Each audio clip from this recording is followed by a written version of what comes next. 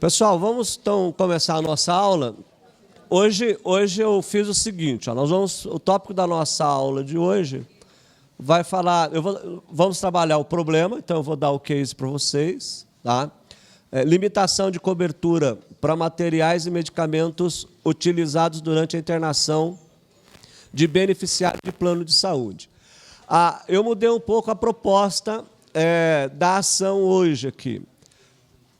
Quando a gente fala na negativa de tratamento, é uma coisa. Quando você fala em negativa de medicamento, é outra coisa.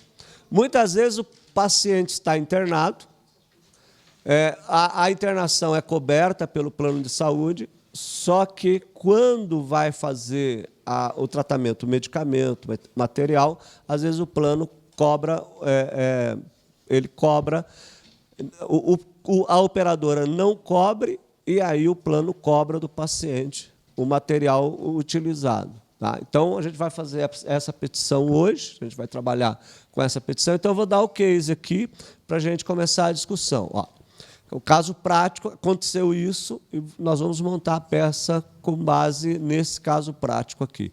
Beneficiária com 94 anos de idade, internada em hospital, necessita de cobertura para materiais e medicamentos utilizados durante a internação. Entretanto, a operadora do plano de saúde comunica aos familiares que não irá cobrir os materiais e os medicamentos. Tá? Essa que é a ideia. Agora, só para a gente contextualizar, para a gente contextualizar a peça, os familiares foram comunicados no dia, naquele momento em que ela estava internada. Então, cobriu a internação. Ótimo, não tem problema, tá ok. Mas na hora do medicamento, na hora do fornecimento de medicamentos e materiais, o plano vem, avisa, tá? E aí então você vai, aí a família te procura. Não se esqueça que a beneficiária está no hospital, ela está internada. Então a gente tem um problema que a gente vai resolver aqui, questão da procuração, e aí a gente vai começar a montar essa peça. Então, primeira coisa, o que a gente precisa fazer? Qual que é a primeira ideia aqui? A súmula do Estado de São Paulo, a súmula do Tribunal de Justiça do Estado de São Paulo, ela dispõe que o contrato de plano de seguro-saúde submete-se aos ditames do Código de Defesa do Consumidor e da Lei 9656 de 98, ainda que a avença tenha sido celebrada antes da vigência desses diplomas legais. Pois bem, então eu já sei que eu tenho duas aplicações aí. Eu tenho o Código de Defesa do Consumidor, então eu tenho aqui o CDC, e eu tenho, junto com o CDC, eu tenho a Lei 9656, que nós vamos trabalhar com a Lei 956 de 95? 98. Tá? A Lei 956 de 98. E aí, veja o seguinte, todo plano de saúde que nós vamos trabalhar, ele vai se submeter sempre ao Código de Defesa do Consumidor e a 956 de 98. Tudo bem? Sempre vou fazer essa análise.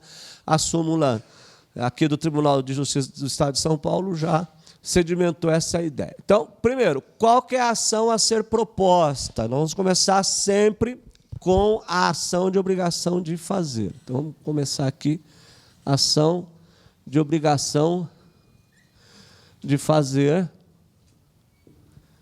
tá? Ação de obrigação de fazer com pedido de tutela de urgência. De urgência. Aqui eu quero me aprofundar um pouquinho mais do CPC. Eu quero me aprofundar um pouco mais pelo seguinte. Essa obrigação de fazer aqui, com pedido de tutela de urgência, ou especificamente essa obrigação de fazer, não é do processo de execução, porque eu tenho a obrigação de fazer do processo de execução. Agora, a pergunta é o seguinte, essa obrigação de fazer vai pelo procedimento, vai para o procedimento comum. Procedimento comum. A minha pergunta é a seguinte, por que essa ação de obrigação de fazer vai pelo procedimento comum e não vai, e ela não é proposta pelo processo de execução. Ou por que, em que circunstância ela poderia ser proposta pelo processo de execução? Porque no processo de execução eu tenho obrigação de fazer. Vocês entenderam a pergunta? Ou não? Tá. Então, eu parto do princípio que a minha obrigação de fazer, nesse caso aqui, é pelo procedimento comum, que vai começar lá no artigo 318 do CPC e vai até o artigo, acho que vai dar lá 487, mais ou menos, do CPC, que vai ser ali a sentença. Tá? E eu tenho a obrigação de fazer, vou colocar aqui, a obrigação de fazer, tá? Pelo processo de execução. E aí? Qual que é a diferença de uma e de outra? Se levanta a mão para responder, todo mundo respondendo junto, assim, não dá. Vai lá. Isso. Quando eu falo em obrigação de fazer pelo processo de execução, eu tenho que entender que nos dois casos aqui, eu tenho o contrato do plano de saúde. Tá? Tenho o contrato do plano de saúde. Na verdade, não é o plano de saúde, o nome correto é o contrato da operadora. Tá? Mas o contrato do plano de saúde, para ele ser título executivo extrajudicial, para ser título executivo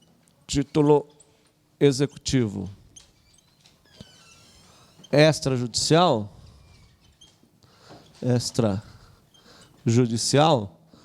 o que eu preciso ter nesse contrato para ele ser um título executivo extrajudicial? Ele precisa ser assinado, né, pelos contratantes. Então, claro, eu tenho a assinatura dos contraentes, né, contratante e contratado. E para torná-lo um título executivo extrajudicial, o que eu preciso? Vocês falaram aí. Eu preciso de quantas testemunhas? Eu preciso de 2 testemunhas. Então, mais 2 testemunhas. Ok? Preciso de mais 2 testemunhas. Tecnicamente, a gente não tem, nós não temos um título executivo extrajudicial com contratos de planos de saúde. Por quê? Primeiro, porque é contrato de adesão, às vezes nem a assinatura do contraente, né, dos contraentes nós temos, quanto mais de 2 testemunhas. Então, como não é título executivo extrajudicial, eu não posso entrar com o processo de execução. Eu sou obrigado a entrar com a ação de obrigação de fazer no procedimento comum, porque eu não tenho título executivo extrajudicial. Mas aí vocês poderiam dizer o seguinte, mas espera um pouquinho, mas eu não posso entrar com a monitória? Também não dá, porque monitória é quantia, é declaração de dívida, que eu não tenho declaração de dívida. Tá? E ainda vou dizer um pouco mais, ainda que eu tivesse o contrato assinado por 2 testemunhas, a agilidade, a necessidade de uma decisão do Poder Judiciário é muito mais rápida. Eu preciso, porque quando estou falando nesse caso específico, eu preciso dessa decisão em 2 dias, 2, 3 dias. Tá? Então, não daria, por exemplo, no processo de execução, na obrigação de fazer, eu pedir eu requerer aí uma tutela de urgência, por exemplo. No procedimento comum, tudo bem. Então, quando você estiver diante de qualquer ação que você vai propor contra a operadora, você vai fazer essa ação judicial com base no procedimento comum e vai dar o nome de obrigação de fazer, vai acumular com o período de tutela de urgência. Tá? Lembrando o seguinte, nesse caso específico, não houve negativa de tratamento, mas houve negativa de quê? De medicamento e de materiais. Eu pergunto para vocês, caberia dano moral aqui? Também cabe dano moral. Plano de saúde, toda negativa tanto de tratamento, quanto de material, quanto de medicamento, internação.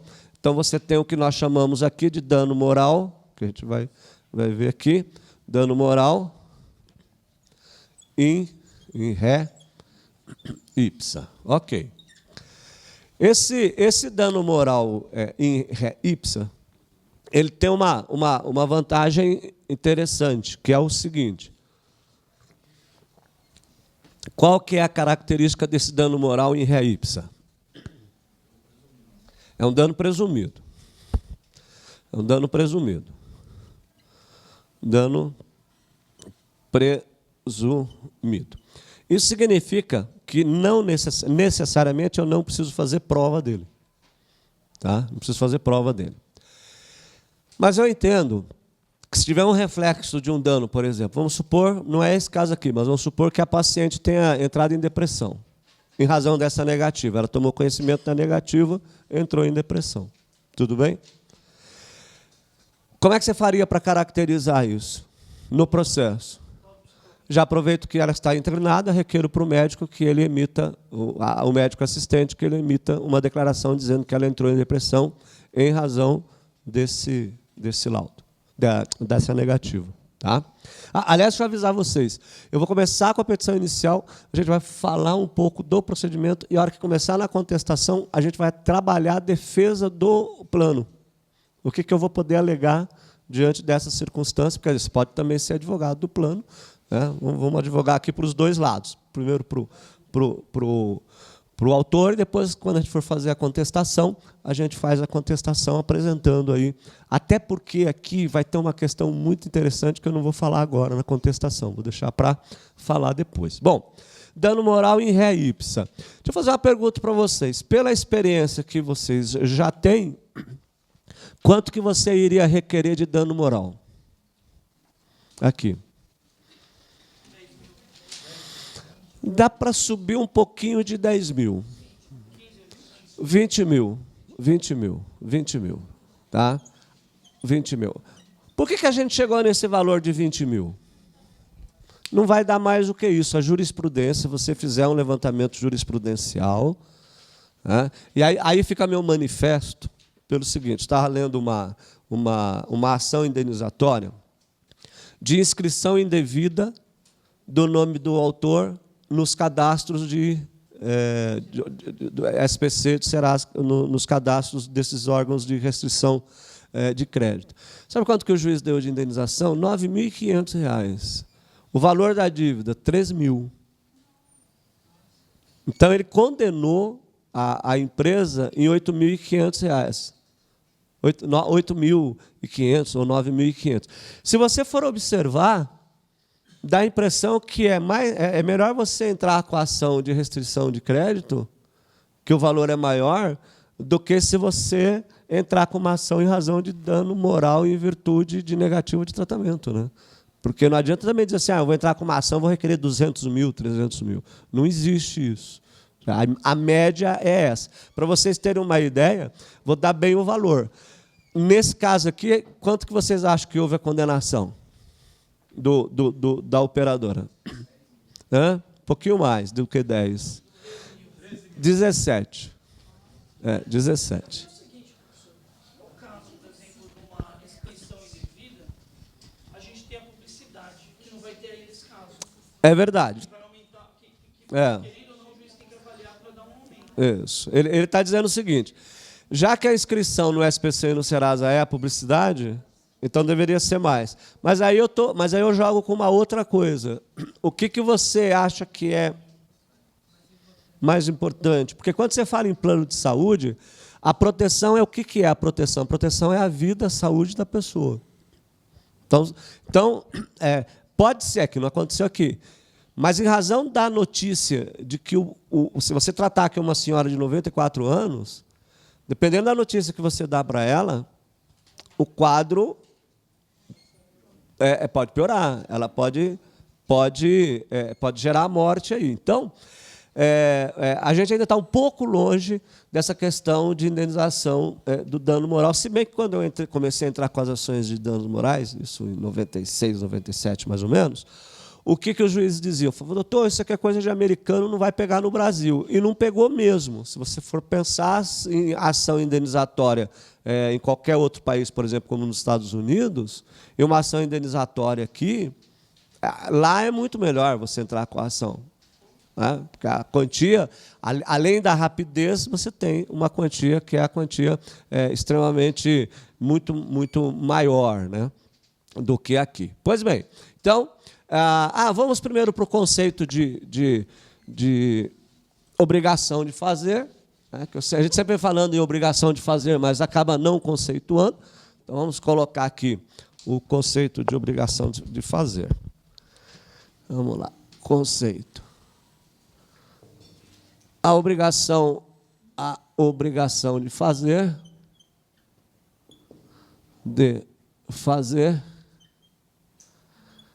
é o meio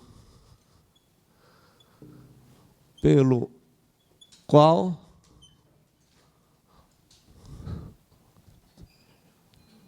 eu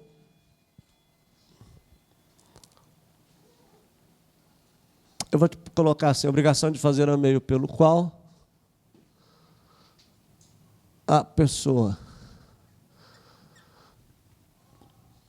exige de outra o cumprimento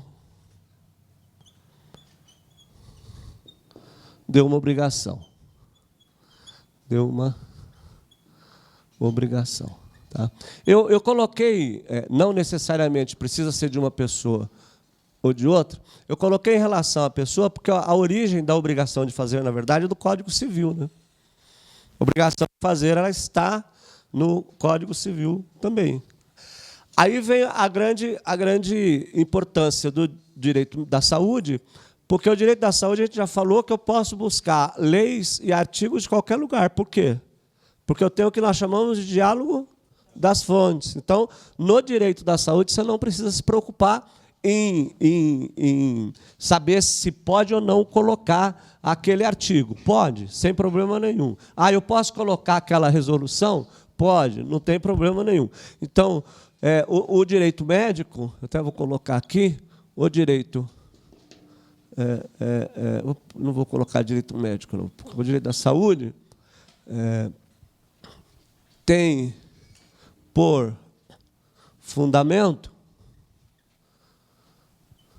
o diálogo das fontes. Então, se eu tiver base no Código Civil, eu posso pegar? Pode. Se eu tiver base em qualquer outra lei extravagante, eu posso pegar? Pode, sem problema nenhum. Tá? Então, essa aqui que é a ideia. Aqui na transparência, a gente tem o seguinte, a obrigação prevista nos artigos 815 a 821 do Código de Processo Civil será proposta quando o contrato constituir título executivo extrajudicial. Então, eu falo aqui no título executivo extrajudicial, por quê? Porque a gente está falando de processo de execução. Certo? Processo de execução. Então, tem que tomar cuidado com isso. Então, vamos voltar aqui, olha. Artigo 784, inciso 3º do Código de Processo Civil. São títulos executivos extrajudiciais. O documento particular assinado pelo devedor e por duas testemunhas. Se ele não tiver assinado por duas testemunhas, não é considerado título executivo extrajudicial. Não tem necessidade de reconhecer firma. Não precisa reconhecer firma. Tá? Posso reconhecer firma para dar uma validade, se eu quiser, mas não tem necessidade. Para ele ser um título executivo extrajudicial, basta ter duas testemunhas e a assinatura, claro, do devedor. Vamos para o próximo aqui. Aí sim vamos começar a formar a peça. Vamos começar pela competência. Onde que eu vou distribuir? No fórum, né, professor? No fórum.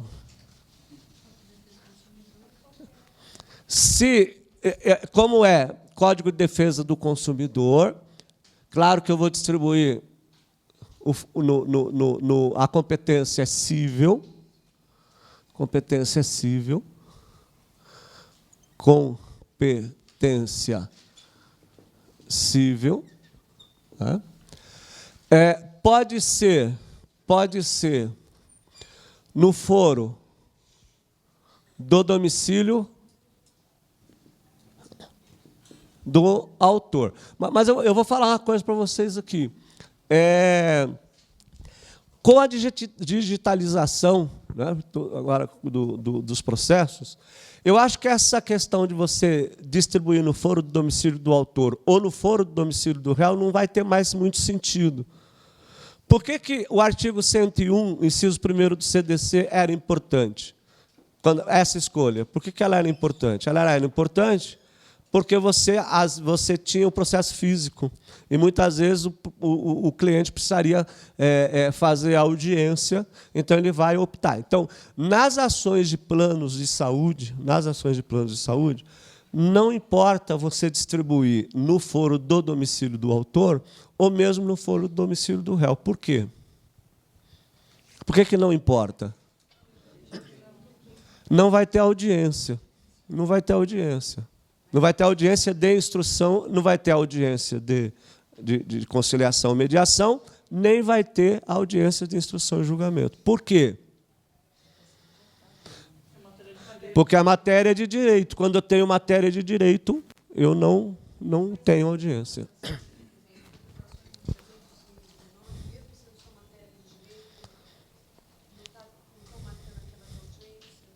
Mesmo sendo a matéria de direito, a audiência de conciliação e mediação, quando o autor, a gente vai voltar nesse assunto, mas quando o autor não optar pela audiência de mediação ou conciliação, o juiz não pode marcar. Aliás, ele não está marcando, na verdade, né? Tá.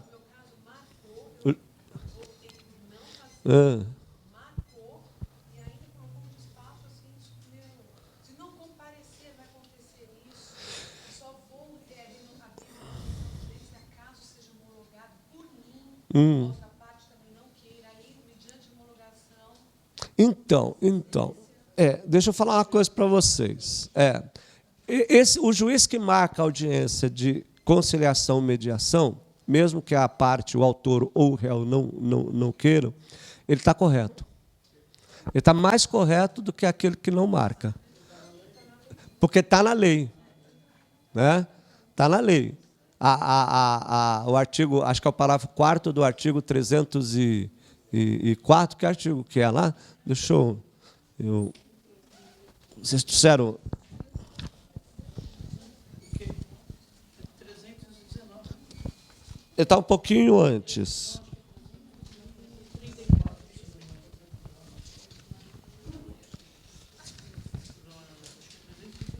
334, o artigo. Se você ler o artigo 334, o parágrafo 4º, inciso 1º, ele é muito claro, a audiência é obrigatória.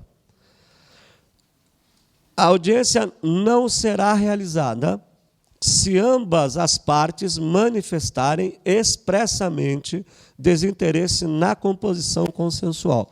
Qual é a interpretação que a gente faz aqui? Se o autor quiser e o réu não, ou vice-versa, é obrigado a fazer a audiência de conciliação ou mediação. Não é obrigado a fazer acordo, mas a audiência não se manifestar, né? Se ele não se manifestar, por quê? A interpretação do código é que, para não haver essa audiência, os dois. Mas, com essa vigência do novo Código de Processo Civil, o que aconteceu? Os juízes começaram a aplicar, volto a dizer para vocês aqui, que é o ENFAM, né? O ENFAM 35, sob o seguinte argumento, que a mediação ou a conciliação pode ser feita em qualquer momento do processo. Isso foi uma adaptação que foi feita. A experiência tem mostrado que a audiência não vai ter a mesma... é infrutífera, que, do ponto de vista prático, eu acho que também está correto. Mas uma coisa é a prática processual, outra coisa é a lei. Porque eu também entendo, se eu sou o autor, eu opto por não fazer, eu não opto pela audiência de conciliação, que vai acontecer? Me intimo, eu levo o meu cliente para o fórum para a gente tomar um cafezinho. Porque eu vou chegar, sentar lá e dizer assim, ó, principalmente na área de direito da saúde, porque imagina o seguinte, o cara já mandou a notificação para o cliente dizendo que não vai cobrir as despesas. Você entra com a ação judicial. Por que vai fazer acordo depois? Principalmente quando gera dano moral. A não ser que eu vá fazer um acordo de dano moral. Estou requerendo 20 mil reais de dano moral, mas vem fazer o acordo sério comigo. Eu quero 17 mil. De 20 eu quero 17. Vai, 15, tá bom. E isso é acordo. O que não pode acontecer é que as operadoras muitas vezes ligam para a gente, com a ação, já contei essa história para vocês, de que com 20 mil reais transitado em julgado, já começando o cumprimento da citação, o que acontece? O advogado liga para mim e oferece 1.000 reais, né, de acordo. Eu desliguei o telefone. Né? Desligou, doutor? Caiu a linha, né? Não, não caiu não, doutor, eu desliguei mesmo. Né? 1.000 reais para uma condenação de 20 transitado em julgado? Ah, então eu ofereço 18. Ah, bom, aí a gente conversa. Então, eu vou ligar para o meu cliente, a gente precisa de 18. Tá, isso é um acordo, isso é uma mediação. Tá? Agora, se... E aí tem um outro problema, né? Eu entro com a ação, eu opto, aí o réu diz assim, aí eu não quero a audiência. Vamos fazer o que lá? Eu acho que devia ter colocado um parágrafo, ou um inciso, mudando o parágrafo 4º, do 334, dizendo dessa possibilidade de que, se alguém não quisesse, não realizaria. Porque o fato de ir... Aí vem esses despachos malucos. Né?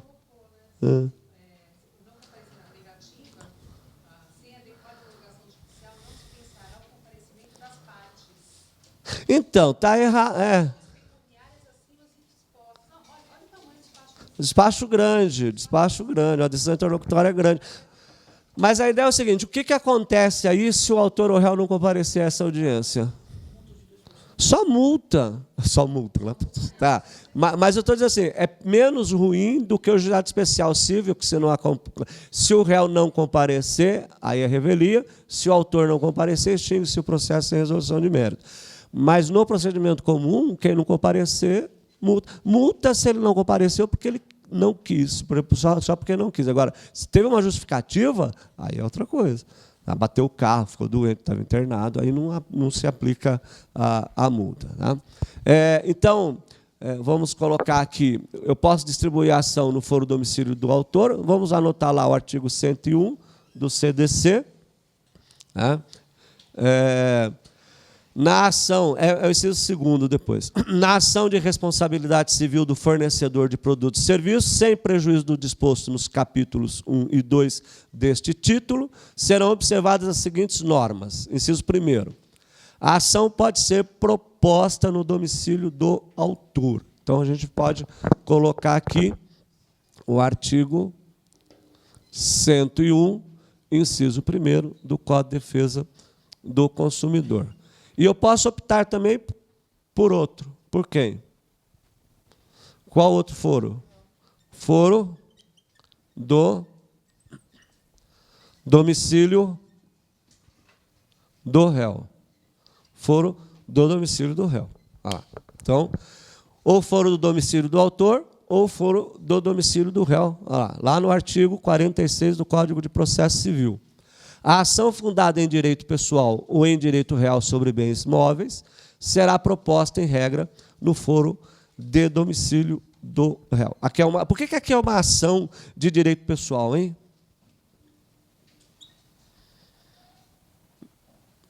Nossa, todo mundo respondendo junto, sim. Por que é uma ação de direito pessoal? Essa ação aqui. O que é o direito pessoal? Ela é obrigacional. Onde que incide o direito pessoal aqui? A indenizatória.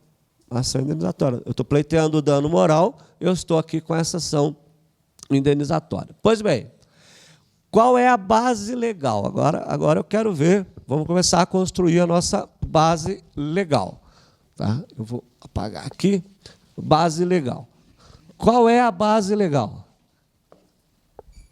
Primeira coisa, eu sempre faço aquele raciocínio.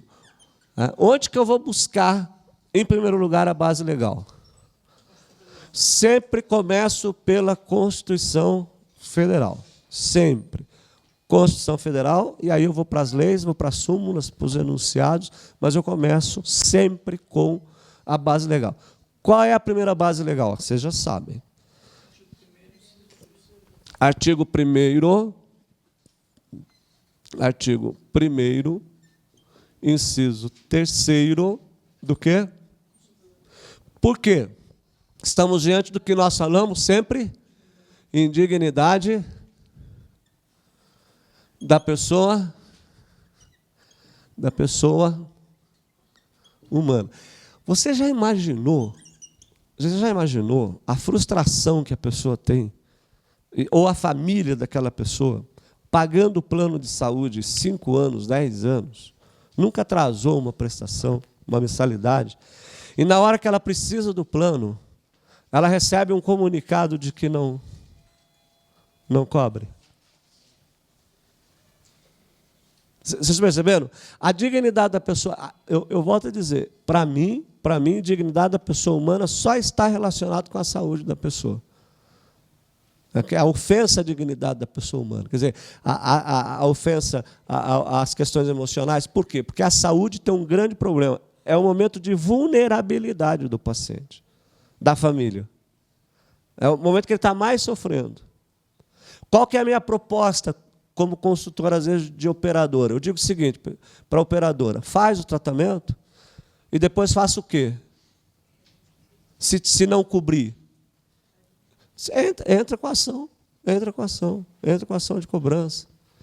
O custo-benefício é muito menor do que deixar entrar, porque é 10 mil aqui, 15 mil ali, 10 mil aqui, 15 mil. Isso gera o quê? Isso gera um problema, um impacto financeiro para o plano. Ou deixe claro as cláusulas contratuais. Porque o problema não é a limitação, a exclusão. Se pegar lá o artigo 12 da Lei 9656 de 98, você vai ter lá que o plano de saúde pode excluir determinadas coberturas. Agora, o que ele não pode fazer é não colocar isso no contrato. É a surpresa que não pode. Se estiver claro no contrato, nós vamos para o pacta sunt servanda. Dá para eu fazer essa defesa. É claro que esta cláusula não pode ser também uma cláusula o quê? Abusiva. Eu tenho que respeitar, sim, o equilíbrio econômico. Mas dizer isso na hora que a pessoa está internada é que não pode. Tem que falar num outro momento. Mas ela só vai descobrir a hora que ela está sendo internada. Né? Tá, mas esse não é o momento de falar para ela que ela não tem direito àquela cobertura. Né? Ou falar na hora da recepção lá, da entrada lá, diz que não tem. Então, a lei 8.078 você vai aplicar também, né? Que é o Código de Defesa do Consumidor. Nós vamos trabalhar muito com os artigos 39 e 51. Né? E aí a tese, eu vou partir do princípio, para a gente montar a nossa peça, de que houve cláusula de exclusão. Então, abusividade de cláusula que limita a cobertura para tratamento e não cobre os materiais e medicamentos utilizados durante a internação de beneficiária com 94 anos de idade, alegando que não há previsão contratual. Pois bem, então, vamos para o próximo slide aqui. Ó. Muito bom. Qual é o prazo prescricional? Agora quero ver se vocês sabem me dizer qual é o prazo prescricional. O prazo prescricional dessa ação é de 5 anos. Artigo 27 do Código de Defesa do Consumidor. Olha lá. Vamos aqui. Ó. Prescreve em 5 anos a pretensão à reparação pelos danos causados por fato do produto ou do serviço prevista na seção 2 deste capítulo, iniciando-se a contagem do prazo a partir do conhecimento do dano e de sua autoria. Certo?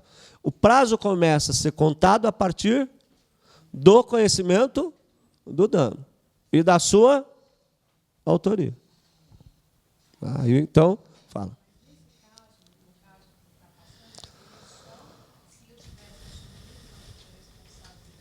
Eu não entendi. Nesse caso, especificamente, você está colocando que a senhora que teve negativo e tudo só para o caso de entrar com cobrança para ressarcimento e não para que faça na hora? Entendeu?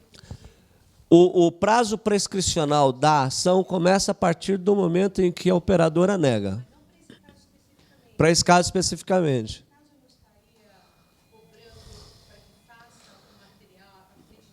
A operadora não está cobrando, ela está negando. Está negando. Não para cobrar. O autor cobrar? Não, eu não vou pagar. O grande problema é que quando a gente se vê numa situação de emergência, eu não tenho escolha. O que eu faço? Eu deixo o cheque calção, que é crime, deixar o cheque calção não pode. Assino aquela declaração infeliz de que eu vou arcar com o custo se o plano não cobrir, que não tem validade nenhuma, depois a gente vai levantar essa questão. Mas a ideia que eu estou propondo aqui é que o cliente não tem dinheiro para pagar.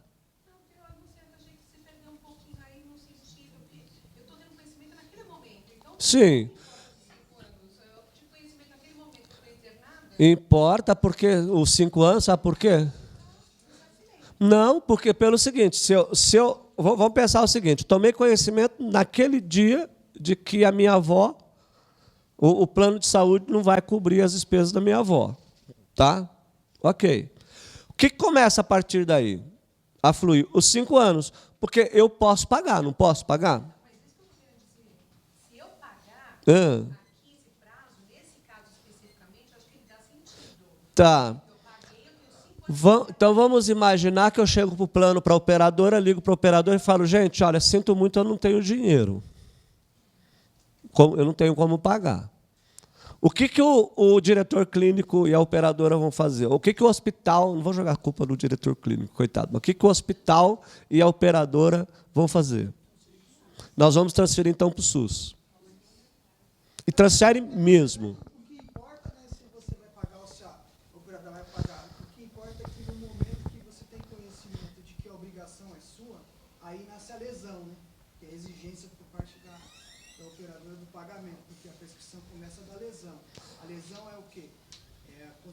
Da cláusula abusiva ou da ausência de cláusula uma cláusula que exija que você pague, porque você considera abusiva, ou da ausência de cláusula. Sim, então, claro. Nasceu a lesão.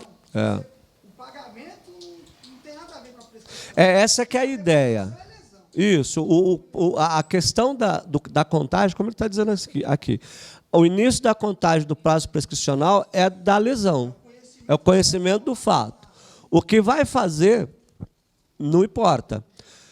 Nesse exemplo que eu te dei, de que ele não tem dinheiro para pagar, ele vai ser transferido para o SUS.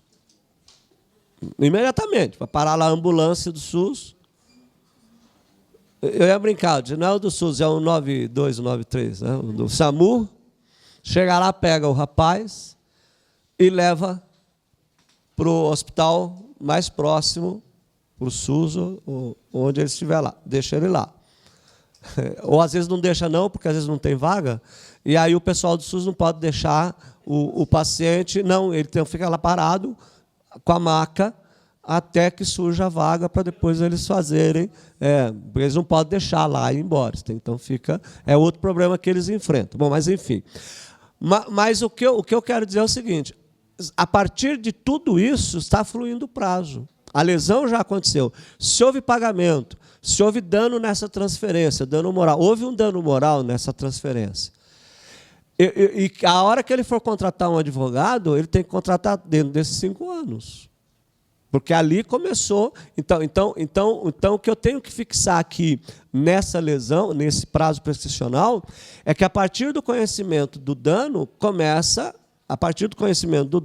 eu tenho a fruição do prazo prescricional para tomar qualquer atitude. Posso mandar pagar, por exemplo, o meu cliente tem condições financeiras. O que ele faz? Ele paga. Ele paga. Diz, não, pode deixar que eu pago tudo. Certo? A hora que ele tomou conhecimento que ele pagou, quando começa a fluir o prazo prescricional? A partir do conhecimento. A partir do conhecimento. Por que o conhecimento, a partir do conhecimento? Bom, chegou uma vez, eu estava lá estava na Faculdade de Medicina do ABC, aí chegou um aluno médico e disse assim, professor, eu estava dando aula de bioética, e aí disse, professor, teve um caso aqui que nós estamos preocupados. Eu falei, o que foi? Nós estamos com uma paciente que descobriu que ela está com a gase há 20 anos dentro dela. 20 anos. Tá, a gase, o médico esqueceu. Porque se o senhor tirar raio-x, há 20 anos, a gase ela tinha umas coisinhas que parecem linha metálica. Então apareceu. Então você olhava o raio-x, estava lá a gase. Tá? O que nós vamos fazer?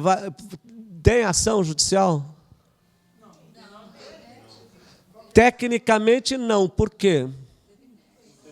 Não teve dano. Ah, mas esqueceu, tá, mas já está há 20 anos, que é diferente da médica que foi fazer a cirurgia. Aliás, depois na próxima aula eu vou trazer o raio-x para vocês, que se eu conseguir.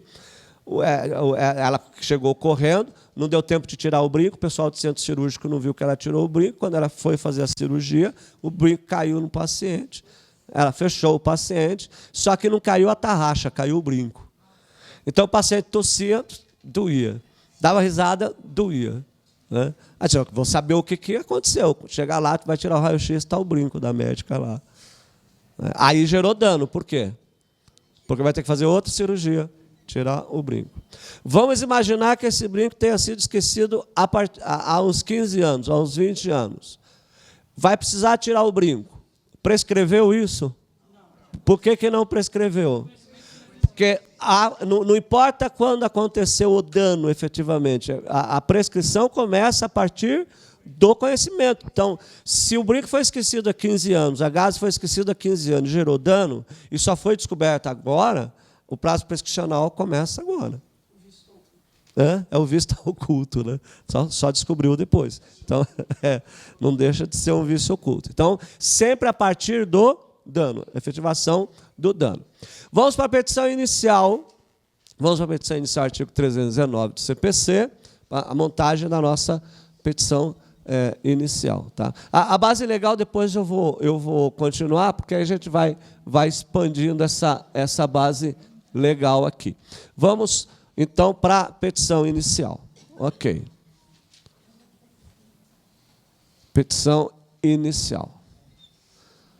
Petição inicial. Pois bem, artigo 319 do CPC, a gente vai falar um pouco dele de novo, já para vocês.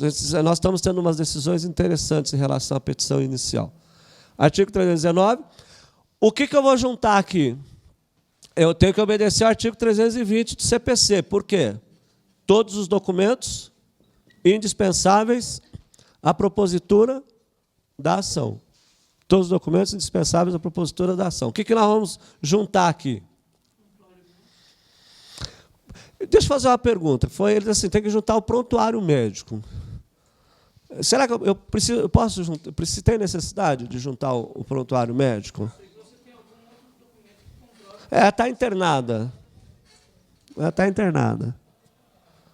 O problema aí, por que o prontuário médico, nesse caso, não precisaria? Posso. Um documento. Vamos pensar. Primeira coisa, tem que estabelecer a relação jurídica entre plano de saúde, entre a operadora e o paciente. Então, o contrato. Se não tiver contrato, ou eu junto o contrato, ou eu junto a carteira do plano de saúde, E isso aqui você tem que fazer, não tem jeito. Você tem que fazer. Da carteira. Do plano.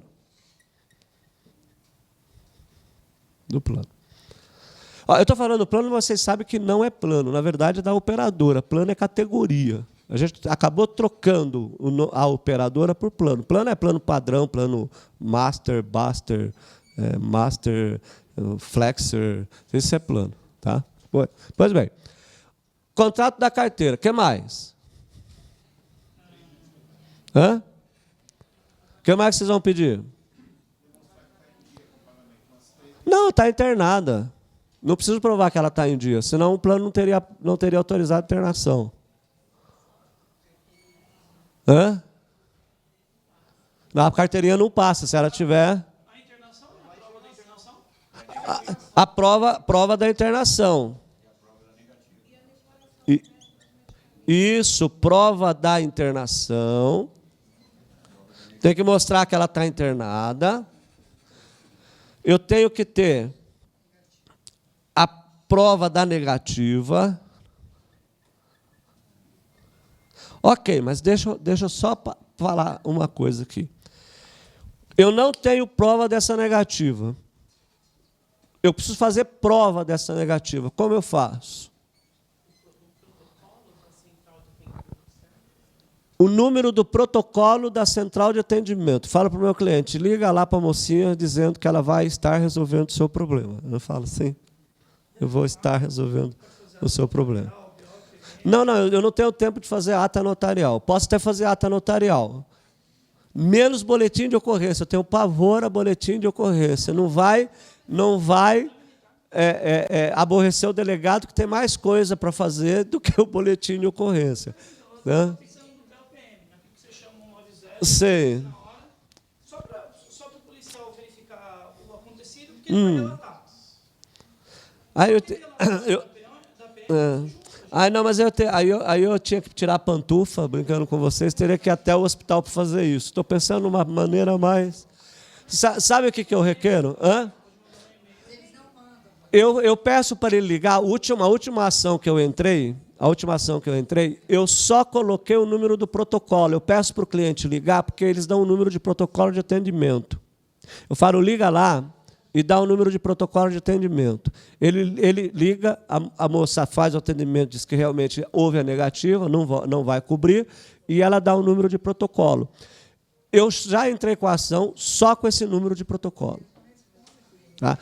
O nome da atendente, você coloca o nome da atendente, foi atendido pela senhora fulana de tal, às tantas horas, com o número de protocolo tal. Tudo é gravado, se eu precisar requerer a gravação, eu requeiro. Então, a prova da negativa, né? Contrato de carteira, prova da internação, prova da negativa, e uma coisa que vocês falaram aí, que eu quero que vocês repitam, que é o documento essencial. A prova da negativa, mas tem uma pessoa aqui que vocês estão esquecendo, que é extremamente essencial. Quem é que vai dizer que... Claro, gente, vocês não podem esquecer de entrar com essa ação sem declaração do médico assistente. Declaração do médico assistente. Tem que ter declaração do médico assistente. É o documento mais importante que vocês têm numa ação de negativa. Por quê? Porque ninguém pode interferir no tratamento de um paciente. Ninguém, a não ser que ele esteja em risco de morrer. Nem o auditor médico pode interferir no tratamento, sob pena de ser representado no CREMESP ou no órgão do Estado. Nem ele pode. Quem é responsável pelo tratamento do paciente é o médico assistente. Por isso que ele tem esse nome, médico assistente, porque ele assiste quem? Ele pediu, ele requereu, é ele que sabe. É ele que vai ser responsável. E se der algum problema, quem se responsabiliza é o médico assistente. Então, se ele está dizendo que precisa de medicamento, se ele está dizendo que precisa de material, certo? Que está internado, ele não precisa nem relacionar o material, porque ele também não sabe quais são os materiais. Se a senhora fulana de tal encontra-se internado sob meus cuidados, tal, e necessita de medicamento e de materiais. Pronto, só isso. Você vai lá e junta no processo. A declaração de médico assistente poderia ser substituída por uma declaração de especialista? Não, boa pergunta. Nesse caso concreto, uma negativa de internação. Aí o especialista diz assim, olha, esse paciente precisa ser internado para tratamento. Os médicos não aceitam aqui, negam o tratamento, num processo de responsabilização de danos morais, porque ela foi tratada em outro hospital, essa declaração desse especialista indicando que o convênio deveria Boa pergunta. Ele está perguntando o seguinte, ó. Tem um especialista que dá uma declaração de que a paciente precisa ser internada. Para que essa declaração tenha validade, o que você precisa saber? Você, como advogado especialista em direito da saúde. Tem um especialista. Primeira coisa, não precisa falar. Aliás, bem esclarecido. Declaração do médico assistente não precisa ser nem do plano. O médico. É que eu queria que vocês respondessem. Se for mais, aí eu respondo. Essa declaração tem validade? Ela só tem validade se esse especialista for médico dela. Vocês entenderam? Se for médico dela. Por exemplo, passou por um cirurgião, por um clínico geral. Clínico geral, quando atende a paciente, aquela paciente passa a ser paciente dele. Ele entende que aquela paciente precisa fazer fisioterapia, por exemplo.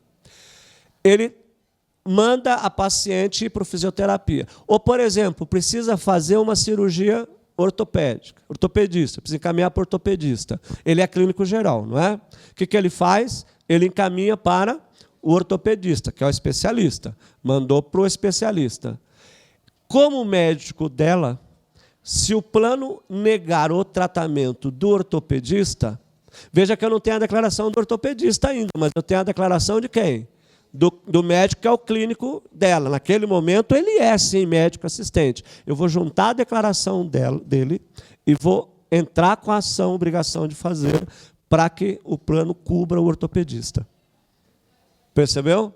Agora, e se eu pego um parecer técnico de um médico dizendo que ela tem que fazer esse tratamento junto no processo? O que vai acontecer? Vai ser negado. Por quê? Porque ele não é médico dela. Tem que ser um médico assistente. Se eu passei pelo clínico geral, o clínico geral é o meu médico. Se eu passei pelo ortopedista em razão do clínico geral, tanto o clínico geral quanto o ortopedista é o meu médico. Se eu passei pelo pneumologista, pelo pneumo também, aí eu tenho um monte de médico. Cada médico vai ter o quê, meu? Prontuário médico. Até porque você passou pelo clínico geral e não dá tempo de você chegar você não consegue chegar no especialista. É verdade, você não... Isso. Aconteceu isso. Essa semana minha esposa quis passar o meu filho. O meu filho tem que fazer fono. Ela falou assim, eu vou marcar com o fono. Eu falei, não marca com o fono que o plano não vai autorizar.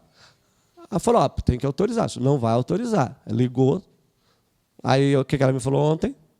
O plano não autorizou. Eu falei, claro que não autorizou. Por que o plano não autoriza? E o plano está certo. Cadê o médico dele? Quem que está encaminhando? Isso. Ela tem que marcar com o médico, com o clínico geral. E tem outro. Às vezes ele entende que, como ele não, naquele momento, ele precisa passar por um outro médico para saber se tem que caminhar para o fono.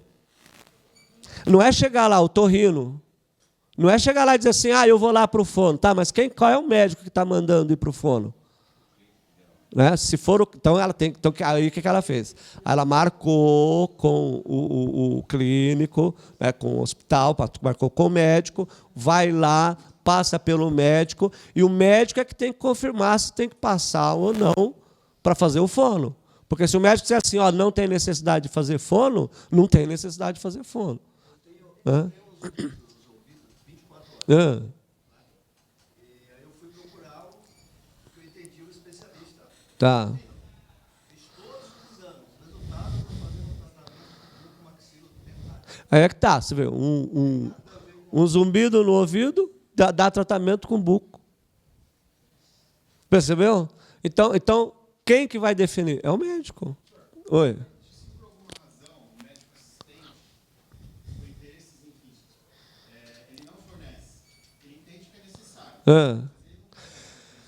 Então, pensa comigo. Ele é médico assistente. Aí você pede para o seu cliente uma declaração dele. Diz, eu não vou dar. Doutor, por que não vai dar? Mas qual é o motivo que o senhor não vai dar? O hospital também é operador.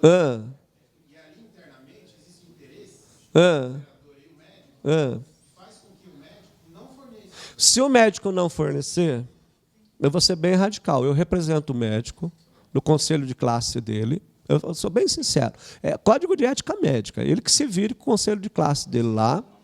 Tá? Entro com a ação, entro com a representação contra ele, entro com uma ação de dano moral, porque se ele não está, ele está impedindo o tratamento, e entro com a ação judicial contra o hospital. E pego o quê? O que eu preciso?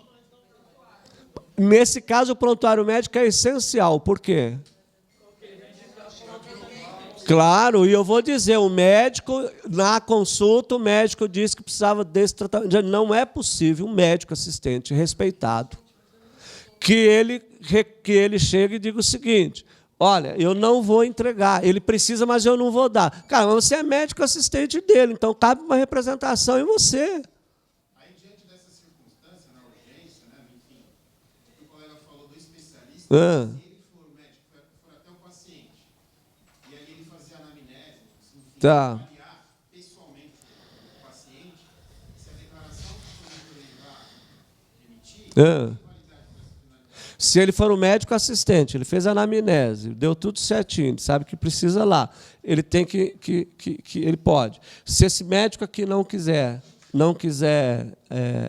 dar a declaração, eu posso também, se eu não quiser tudo ter esse problema, eu posso ir num outro médico. E dizer: olha, doutor, o médico lá, seu amigo, não quis me dar a declaração. Entendeu? Ah. Tá. Foi um processo meu. Aí tive que ir para a interdição, o juiz falou que não tinha documentos hábeis, tive que juntar uma declaração mais especificada dizendo que ela realmente estava incapaz. Tá. Ela voltou lá. Só que no SUS, cada hora é um médico. Sim. A médica do dia se negou. Ela não pode dar, se tem um prontuário médico lá, se ela está vendo que a paciente já é incapaz totalmente. Então, deixa eu repetir a pergunta aqui. Então, o paciente vai para o SUS, está um determinado médico, certo? Ótimo. Aí pede todos os exames. Aí remarca esse tratamento. Quando volta para o SUS, o que vai acontecer? É outro médico. Esse médico diz assim, ele olha o prontuário, olha todos assim: não, eu não posso dar esse tratamento. Ele está certo ou ele está errado? Ele está certo. Por quê? Porque, na verdade, quem está pedindo não é ele. Na verdade verdadeira, ela não é mais médico assistente. Quem é o médico assistente é o primeiro. A responsabilidade é do primeiro. Foi o primeiro que diagnosticou. Pois é, aí por isso que você precisaria falar com o paciente, para ele conversar com o médico que fez o pedido, dizer: doutor, eu preciso de uma declaração sua, porque o senhor disse que eu tenho que fazer isso, e a sua colega não pode dar. Realmente ela não pode dar. Não pode dar. Entendeu? Então você volta. Hã? Mas aí o médico você tem que dizer. Tá, mas infelizmente eu não tenho opção. Aí no SUS, infelizmente, não tem opção. O cara voltou daqui a um ano, o médico, infelizmente, tá igual tá igual o meu cardiologista, né? Se liguei para marcar com esse, cadê o doutor fulano? Ah, ele infartou, coitado, está internado, inclusive, aqui, né? Então, chega, agora eu vou ter que arrumar outro médico, né? Claro, não tem jeito.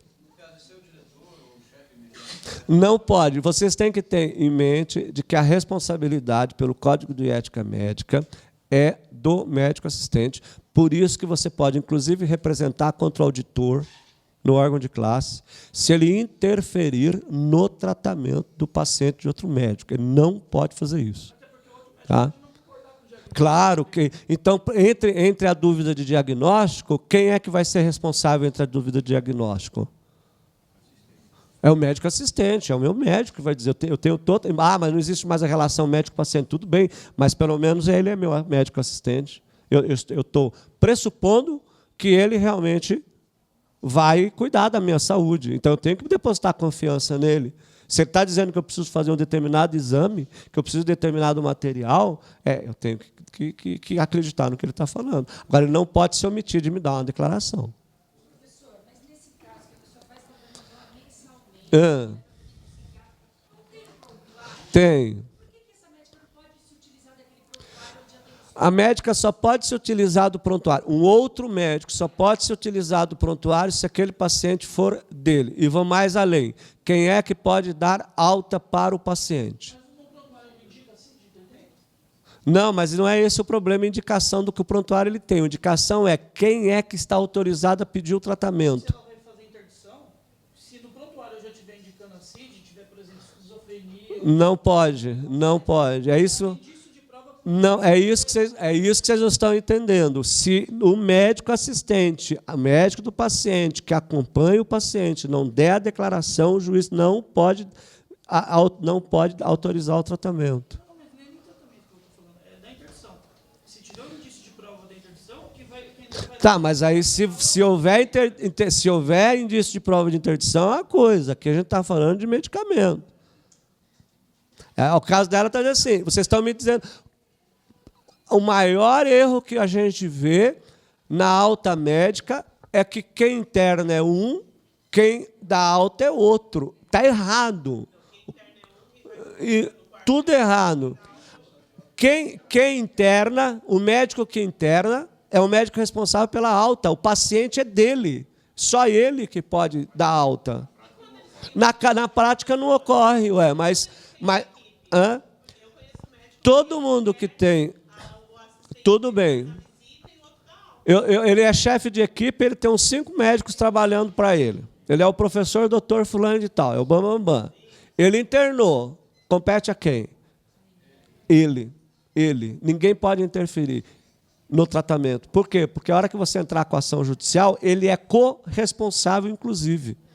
Percebeu? Né? Ainda bem que não é regra. Sabe por quê? Porque vocês não teriam o que fazer. Entendeu? Vocês estariam tudo sem processo no escritório de vocês. Como eles falham, a administração falha, até não existiria o curso de pós-graduação em Direito da Saúde.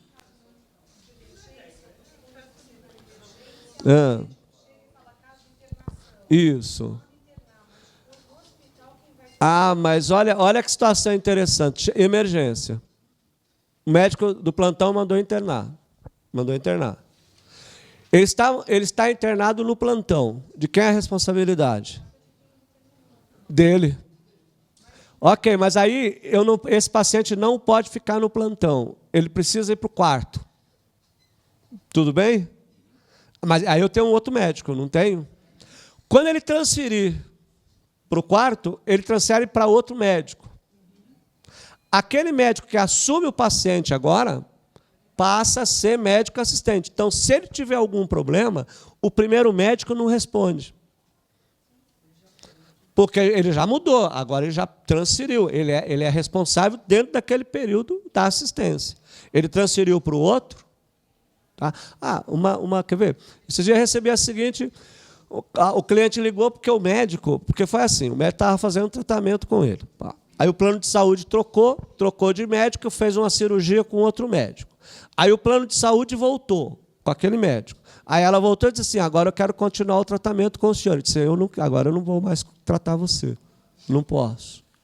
Aí ficou revoltada, disse, ele me humilhou, ele me ligou, porque vamos processar, vai acontecer. O médico tem razão ou não?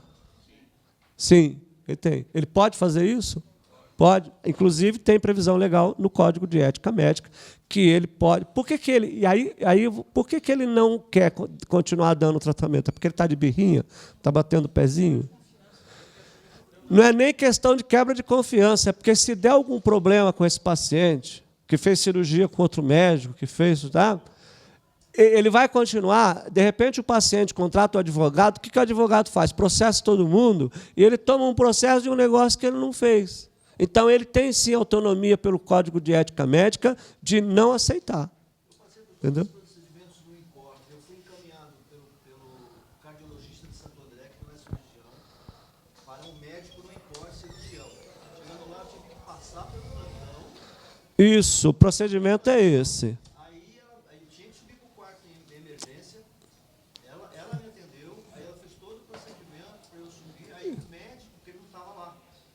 Aí o cirurgião veio, aí se apresentou, falou que isso. Cuidar do seu caso sou eu. É isso. E ele fazia parte de uma equipe também, ele era membro de uma equipe.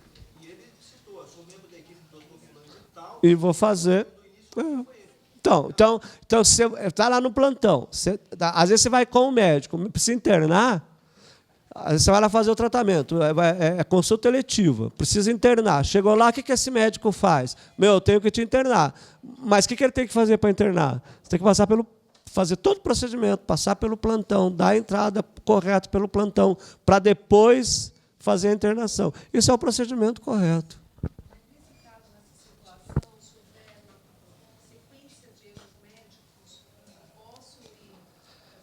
Então, isso é que é isso? Não, ó, ato médico. Houve uma sequência de erro médico. Eu não posso sair processando médico por aí. Eu tenho que saber qual foi o médico que cometeu o erro. Não ficou caracterizado na perícia quem foi que cometeu o erro. Filho, vai chorar eternamente com o seu cliente, entendeu? Cara, se conseguir demonstrar que os 5 médicos conseguiram errar... Não, estou exagerando, claro, estou aproveitando. Aí você... Nossa, todo mundo... Na cadeia, aí você teve uma cadeia de prestação de serviço, mas não se esqueça que no direito da saúde, quem é o ônus da prova? É do autor. Então não vai sair processando o pessoal por aí. Pois bem. Oi. Fala.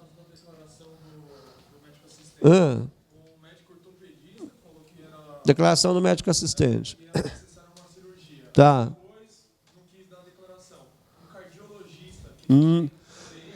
Cardiologista não pode dar declaração de que o cara precisa fazer uma ortopedia, uma cirurgia ortopédica. Por quê?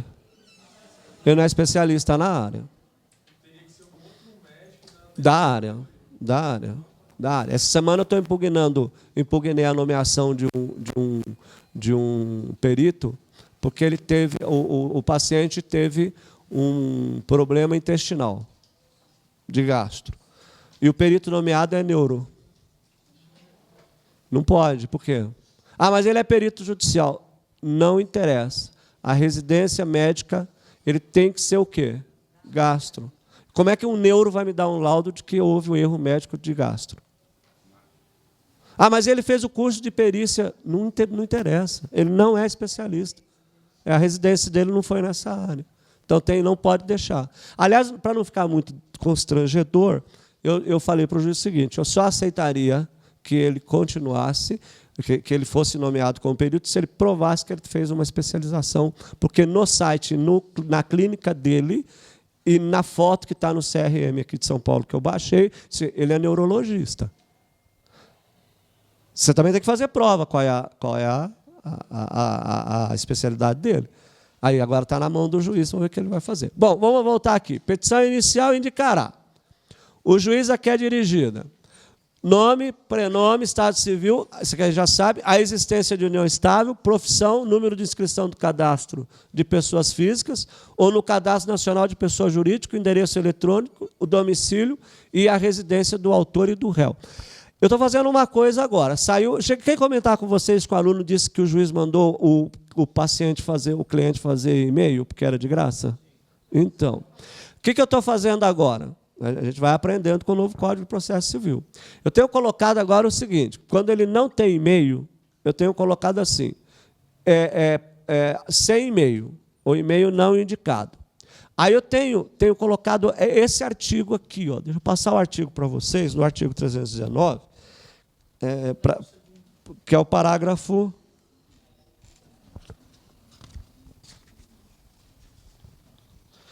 Eu tenho colocado o seguinte, sim, sem e-mail, aí eu coloco entre parênteses, artigo 319, parágrafo 2º.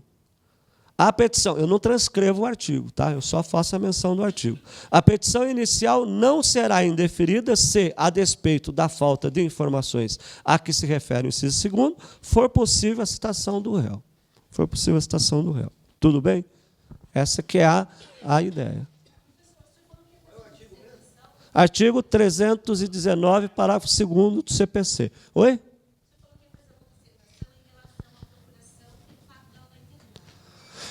Sim, vou tocar nesse assunto aqui. Porque ela está internada, né? A avó está internada. Via de regra, vocês vão encontrar esse problema. Quem assina a procuração? Não. Ah, mas vamos pensar assim, ela está consciente, a vozinha está lá internada, 95 anos de idade. Ela mesma, em tese, pode assinar. Tá. Mas vamos piorar. Ela não tem condições de assinar. Eu vou trabalhar sempre com substituto processual. Sempre. Eu faço a qualificação da vozinha, certo? Neste ato representado pelo seu substituto processual e faço. Pode ser neto? Pode. Pode ser filho? Pode. Certo? Então, não precisa da interdição, porque o Código de Ética Médica fala em representante legal. Quando ele fala em representante legal, ele não dá a exigência de que precisa ser interditado. Então, não tem necessidade da interdição. Tá? Se não tiver ninguém, vamos supor que o cara está internado. Quem tem legitimidade para fazer isso? Eu vou piorar. Não tem Ministério Público, não tem defensor público. Quem tem legitimidade para fazer isso? O médico. O médico tem legitimidade para fazer isso. Tá? O médico tem legitimidade para entrar com ação judicial, inclusive para obrigar o paciente a fazer o tratamento. Vocês viram a responsabilidade do médico assistente? Então, ele, inclusive, é parte legítima, sim, para entrar com a ação, inclusive para forçar o paciente a fazer o tratamento. Tem paciente que é nervoso, não quer fazer o tratamento, ele pode entrar com a ação. Tá? Eu vou passando aqui, porque aqui isso que eu queria falar para vocês. Ó, artigo 18 do CPC. Ninguém poderá pleitear direito à lei em nome próprio, salvo quando autorizado pelo ordenamento jurídico. Então, ele está autorizado? Está autorizado. Substituto processual no direito da saúde, vocês vão ter sempre alguém. Não se esqueça de qualificar os dois, hein? Qualificar tem que ser dos dois. Olha lá. Havendo substituição processual, o substituto poderá intervir como assistente litisconsorcial. Agora eu quero ver, hein? No direito processual civil, nós temos o assistente simples, o assistente simples, e eu tenho o assistente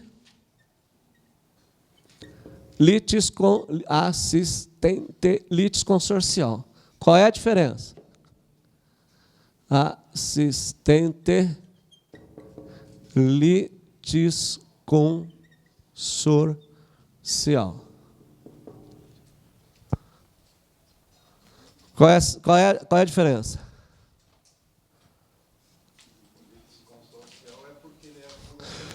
Quando eu falo no assistente simples, ele está a favor do autor, está a favor do réu. Ele pode entrar ou não, se ele quiser. Ele nunca vai ser parte no processo. Tá?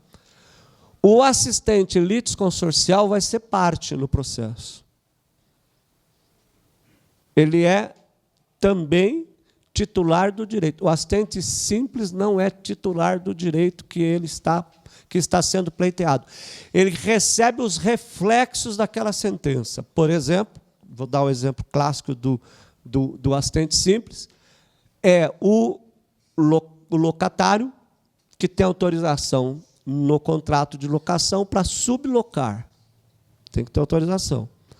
Se esse locatário sofrer com uma ação judicial de despejo, quem vai ter reflexo dessa... Quem vai receber o reflexo dessa ação de despejo? Sublocatário. Sublocatário. Por quê? Eles são partes, os sublocatários? Não, porque a relação jurídica é estabelecida entre locador e locatário. Então, ele entra para ajudar o locatário. Tá? No assistente litisconsorcial, não. Olha, na verdade, quem é o titular do direito? Quem é o titular do direito aqui? Que nós estamos discutindo nessa peça. O titular do direito é a senhorinha. É a beneficiária. Ok. Ela não pôde assinar, assinou o filho. A procuração foi assinada pelo filho. Tá. Ela melhorou. E ficou sabendo da ação. Ela falou, filho, eu quero entrar nessa ação. Ela pode? Pode. Isso. Mas ela não pode ficar com o filho também? Com assistente consorcial? Ela entra. Ela entra como assistente litisconsorcial no processo. Isso. Você vai dizer, pera um pouquinho, mas ela já não assinou a procuração? Não, quem assinou foi o filho. O filho é substituto processual. Está representando. Mas se ela quiser entrar no processo, só que tem uma coisa, ela entra no processo no estado em que se encontra.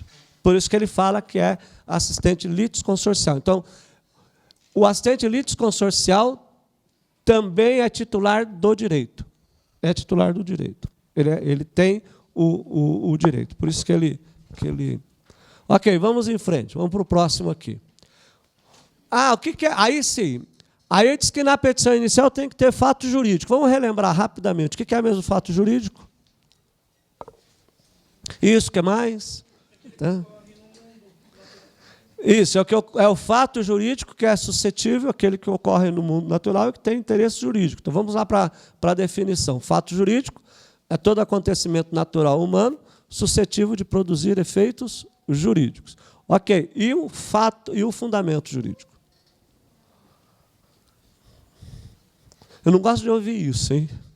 Porque a gente fala assim, fundamento jurídico. E tá bom, então eu vou brincar com vocês. E o fundamento legal?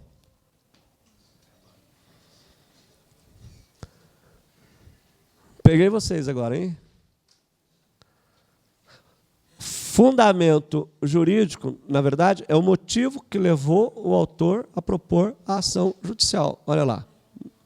Fundamento jurídico é o motivo que justifica a existência da ação baseada nos princípios de ordem jurídica. Tá bom. Quero perguntar para vocês o seguinte. Nesse caso aqui, qual que é o fato jurídico? Nesse caso da beneficiária, qual é o fato jurídico? Esse é o fundamento. Negativa da medicação. Qual é o fato? Não é? Não. Aí esse é o fato. Necessidade da medicação é fundamento jurídico. Qual é o fato jurídico dessa petição? Ela está internada? Está internada. Isso é fato jurídico. Ela vai precisar de medicamento. Não vai precisar de medicamento? Isso é fato jurídico. É a contextualização. Quando tem o conflito de interesse, ela está internada, fato jurídico. Ela precisa de medicação, fato jurídico. No entanto, eu tive um conflito agora. A operadora não está autorizando, aí é fundamento jurídico. Deu para perceber a diferença? Por isso que o Código, artigo 219, inciso 3º, fala fato e fundamento jurídico do pedido. Tá? E aí ficou fácil, é fundamentação legal. Fundamentação legal, o que é? Olha lá. Fundamento legal são os artigos da lei em que se baseiam os pedidos do autor. Tá? Antes de eu falar um pouco da tutela de urgência, agora uma modificação interessante que teve, vamos pegar aqui, distribuir a petição inicial. Sim, eu vou ter que falar da tutela de urgência. Tutela de urgência do artigo 300 CPC. Vamos ler lá o que está na tutela de urgência, artigo 300. Ó. A tutela de urgência será concedida quando houver elementos que evidenciem a probabilidade do direito e o perigo de dano ou o risco do resultado útil ao processo. Pois bem, qual que vai ser aqui o meu pedido de tutela? Qual é eu tenho elementos que evidenciam a probabilidade do direito de que eu estou pleiteando aqui? Quais são esses elementos que evidenciam a probabilidade desse direito?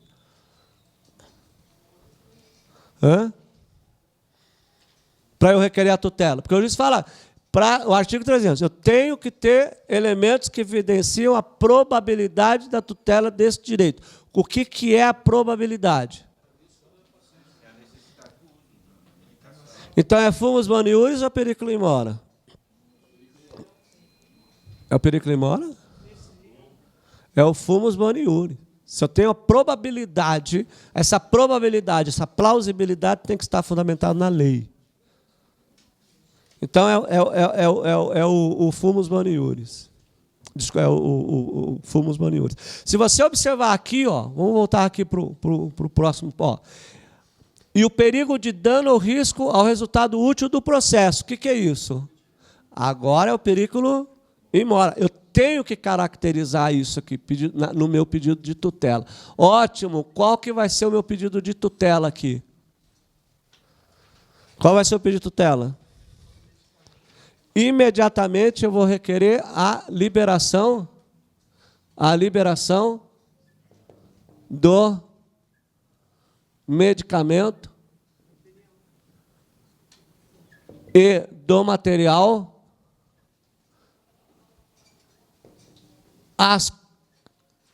eu ia colocar as custas, mas eu fiquei na dúvida se é às custas ou a custas. A custa. Eu vou pluralizar aqui. Vai. As custas do plano. Ele vai arcar. Tá? É as custas mesmo? As custas do plano. Qual que vai ser o meu... Eu tenho outro pedido para fazer aqui? Vou colocar aqui como E. Eu tenho outro pedido para fazer aqui?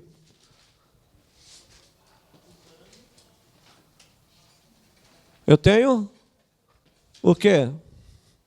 O dano moral.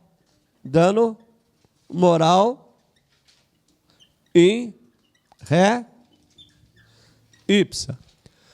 Ok. Distribua a petição inicial. Quanto que eu vou pedir mesmo, que a gente falou?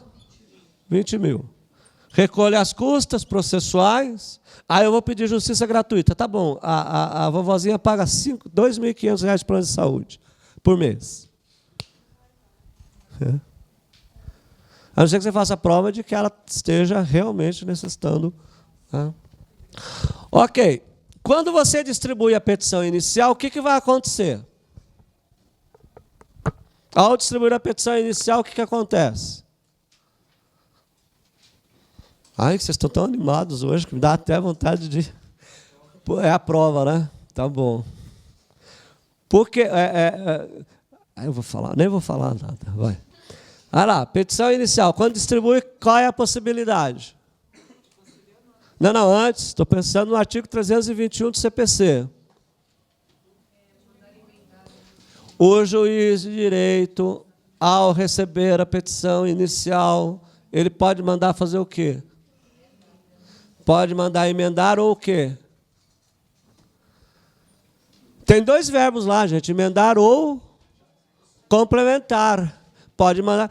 Qual é o prazo dessa emenda? 15 dias. 15 dias. E agora a vantagem é que ele vai fazer o quê? Ele vai determinar o que você tem que arrumar lá. Tem que especificar. Mas ele pode indeferir liminarmente essa petição inicial. Aqui ele não indefere liminarmente, mas como é que ele pode indeferir liminarmente essa petição inicial? Qual é a diferença aí? Aqui é a emenda, artigo 321 é a inépcia da inicial. Ele vai bater lá no artigo 330 do CPC. Artigo 321 ele manda emendar. Só que eu tenho, se não me falha a memória, dê uma olhadinha no artigo 331 do CPC. Vê se está lá em deferimento liminar da inicial. 331. Se não for, é porque eu errei. Liminarmente. Artigo 331 do CPC. A petição inicial será indeferida liminarmente quando? Qual que é o primeiro que tem aí? É 31 ou 32? 330. O 330 é a inépcia da inicial. Mas eu quero saber quando ele indefere liminarmente a petição inicial. Aquele artigo 332. Indeferirá liminarmente a petição inicial quando? Me dê um exemplo. Quando essa minha petição inicial aqui for contra o quê? Súmula vinculante, ou súmula, ou decisão do Tribunal do Estado. Acórdão.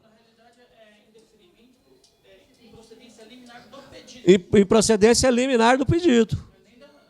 Ele já vai julgar e dizer assim, extingue o processo. Tá? Ele vai, extingue o processo. Aqui resolve mérito. O pedido não pode É a que resolve mérito. Né? Vamos voltar aqui, que eu tinha pulado a questão da saúde. A saúde é direito fundamental, está acima de qualquer cláusula limitativa. Né? Vamos para a fundamentação, então. Depois eu vou continuar com o gráfico aqui, mas abra uma parte aí no seu caderno. Vamos para a fundamentação legal.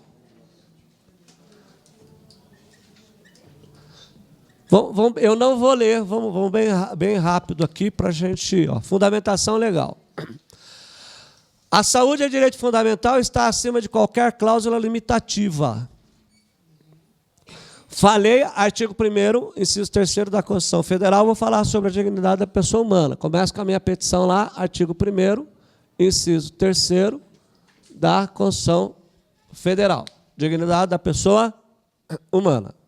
Pois bem, que outro artigo da Constituição Federal vocês colocariam? Por enquanto não, vamos pensar só na questão do atendimento, porque vamos pensar só na cláusula. Eu quero defender que essa cláusula é uma cláusula abusiva. Na Constituição não tem, no artigo 3º, olha que legal, olha que bacana, ó. Constituem objetivos fundamentais da República Federativa do Brasil, artigo 3º da Constituição Federal, inciso 4º, promover o bem de todos, sem preconceitos de origem, raça, sexo, cor, idade e quaisquer outras formas de discriminação. Por que eu coloquei isso, hein? Na idade da vovozinha, coitadinha. Né? Ela está lá. Né? Você vai dizer, ô, professor, mas deu uma forçadinha, né? Eu dei. Eu não acho que é uma forma de discriminação. Né?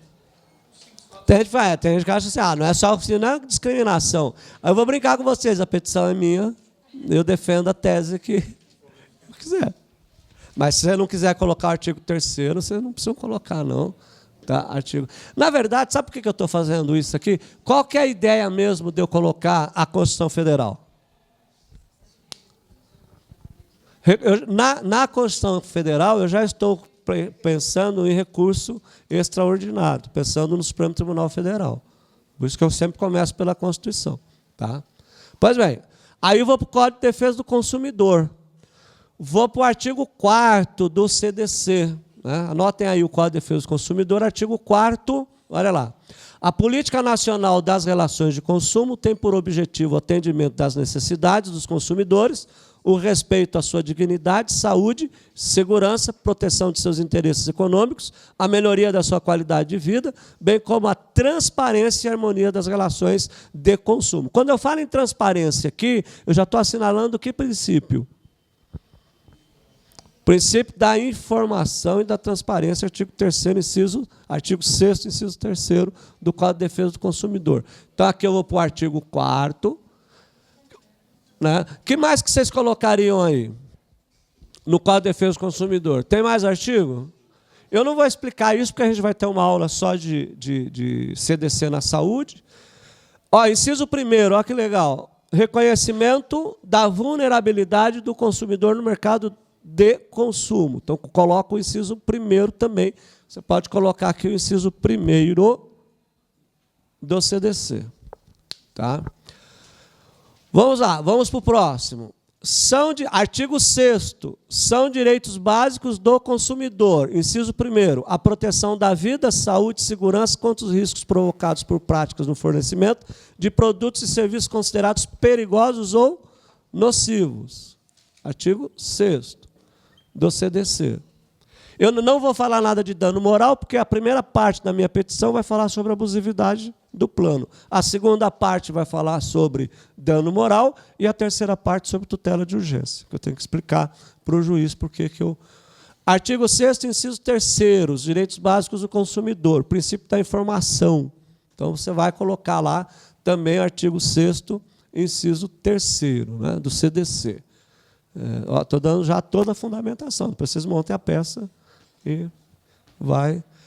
Aí sim, responsabilidade objetiva pelo fato do serviço, artigo 12 do CDC, que o fabricante, produtor, construtor nacional ou estrangeiro, o importador responde independentemente da existência de culpa.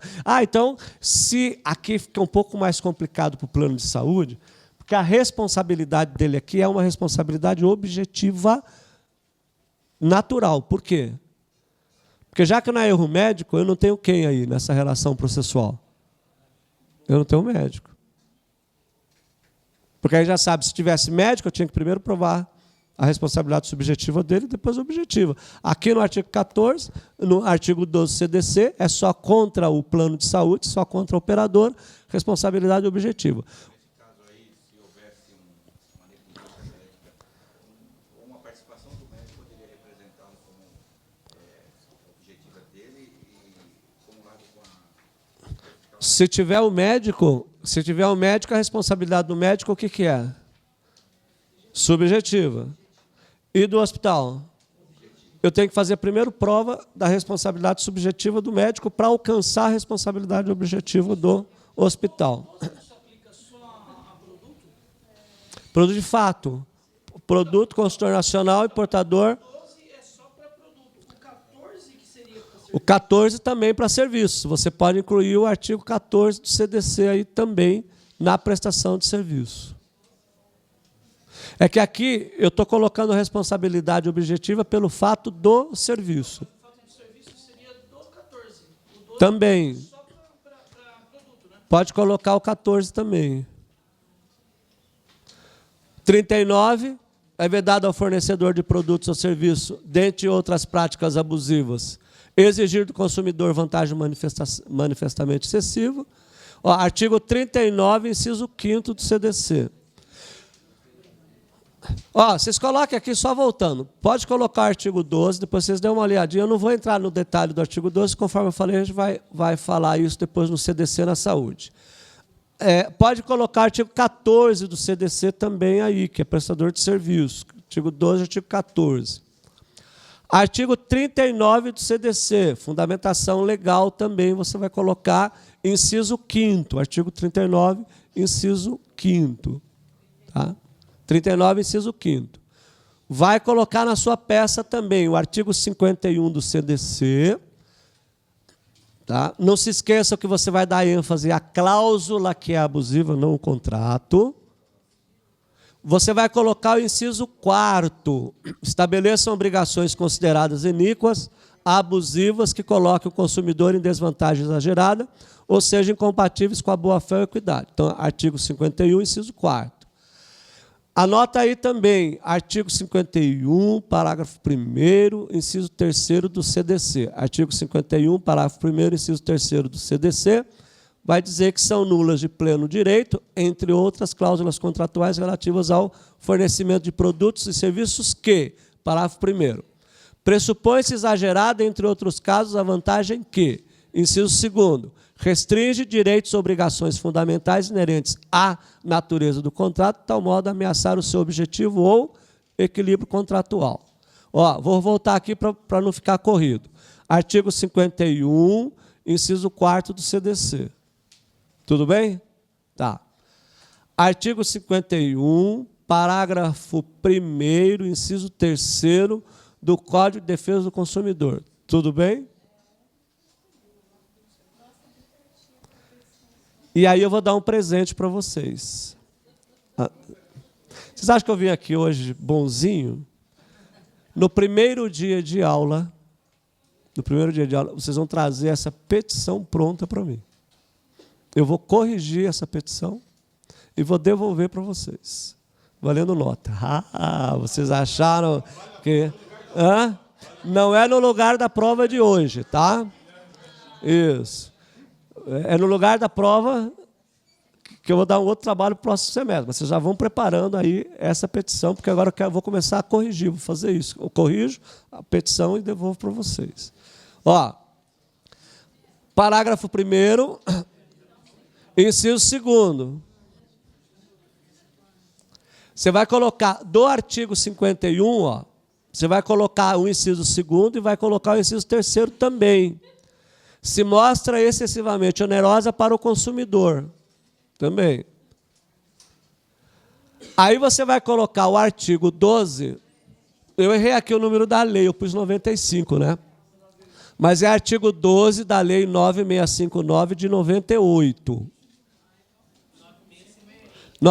9.656 de 98. Eu pus 95 aqui. Artigo 12. Que é a lei do plano de saúde. Tá?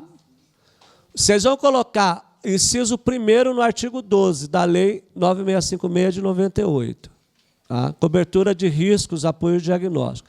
Vocês vão colocar também o artigo 35F da 956 de 98. Eu não sei porque que eu comecei a colocar 95.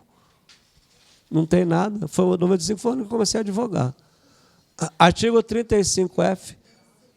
Vai ver que eu fiquei com saudade da minha época que eu comecei a advogar em 95. Eu pus. Juizado especial. Vai ver que eu tive. Tá. Então, lei 9656 de 98. 35F. Artigo 2º do Estatuto do Idoso também, porque ela é uma idosa. Então, artigo 2º do Estatuto do Idoso. Você vai colocar também. Daqui a pouco a gente vai para o intervalo. Vamos para... Tudo bem? Artigo 12. Põe assim, artigo 2º do Estatuto do Idoso. Você sabe. Depois você joga lá no... Fundamentação legal para o dano moral em ré ipsa. Aí sim, volta para a Constituição. Artigo 5º, inciso 10 da Constituição Federal. 12 páginas dá para fazer a petição. Opa, claro que ele lê sim.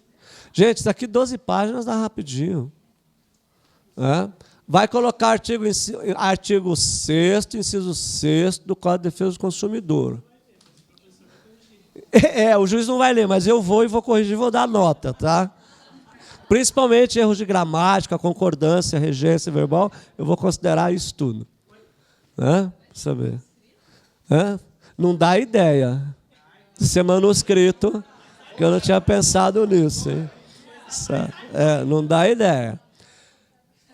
Artigo 6º, inciso 6º. Folha de papel ao maço, 2 dedinhos.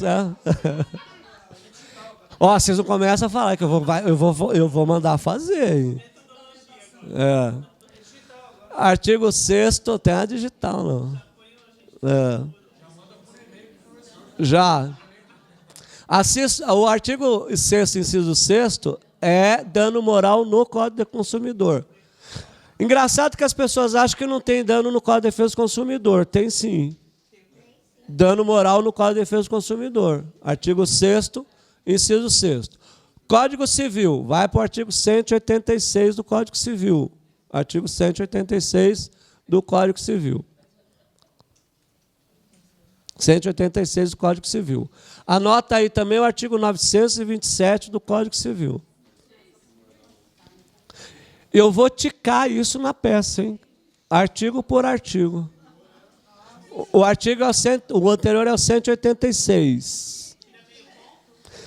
Para cada falta de artigo, meio ponto. A petição vai valer 10. Todo mundo entregou com 10. De acordo com o que eu for tirando nota, ela vai diminuindo, tá? Só entregar, entregou é 10.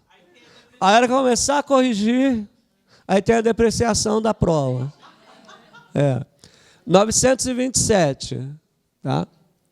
Vai colocar o princípio da informação, que é o artigo... Não vou correr, não. Artigo 927 do Código Civil. Nota aí. Aí vai para o princípio da informação, que é o artigo 6º, inciso 3º do CDC. O princípio da informação está relacionado com o contrato. Tá? Isso. Está lá o inciso, depois vocês vão ler. Vai requerer a inversão do ônus da prova. Requerer a inversão do ônus da prova. Artigo 6º do CDC, que é o 7º. Oitavo. Artigo 6º, inciso 8º. São direitos básicos do consumidor. Facilitação na defesa dos seus direitos, inclusive. Não se esqueçam, aí tem uma coisa importante para falar para vocês. Não se esqueçam que, embora eu tenha a inversão do ônus da prova aqui, a inversão do ônus da prova, o ônus da prova continua sendo de quem? Do autor. Não vão... Artigo 1048 do Código de Processo Civil. O que é o artigo 1048 do Código de Processo Civil? Vocês lembram? Isso, tramitação, prioridade na tramitação. Prioridade na tramitação. Prioridade na tramitação. Ok? 1048. Prioridade na tramitação. Inciso primeiro. Nossa, essa prova vai sair, essa petição vai sair top, hein? Não falei, mas você vai fazer o seguinte. Na fundamentação legal, você vai achar para mim uma jurisprudência. De que lugar? De outro tribunal que fale sobre dano moral e que fale sobre abusividade. Sempre de outro tribunal. Sempre de outro tribunal. Dos pedidos. Eu vou ajudar vocês aqui no pedido. Você vai requerer a concessão da tutela de urgência inaudita altera a parte, de forma liminar, a fim de determinar a REC arque com o custo dos materiais e medicamentos utilizados durante a internação de beneficiário de plano de saúde. Tá? Condenação de 20 mil. Os documentos a gente já falou, não precisa voltar nisso, que a gente já falou. Procedimento. Então, o que eu vou fazer agora? Nós vamos começar o procedimento, desde a petição inicial até a sentença dessa ação judicial, para a gente ver o que acontece em cada passo desse procedimento. Só que isso eu falo. Isso, é para colocar uma jurisprudência de dano moral e de abusividade de contrato de plano de saúde negativa de material ou medicamento. Tá? E aí, então, a gente vai passar para a segunda parte da aula, em que eu vou fazer toda desde a distribuição, aí eu vou fazer todo o andamento processual até a sentença. Tudo bem? Essa parte aqui que eu vou fazer agora não está no site. Tá? Então, vamos para o intervalo, depois a gente volta.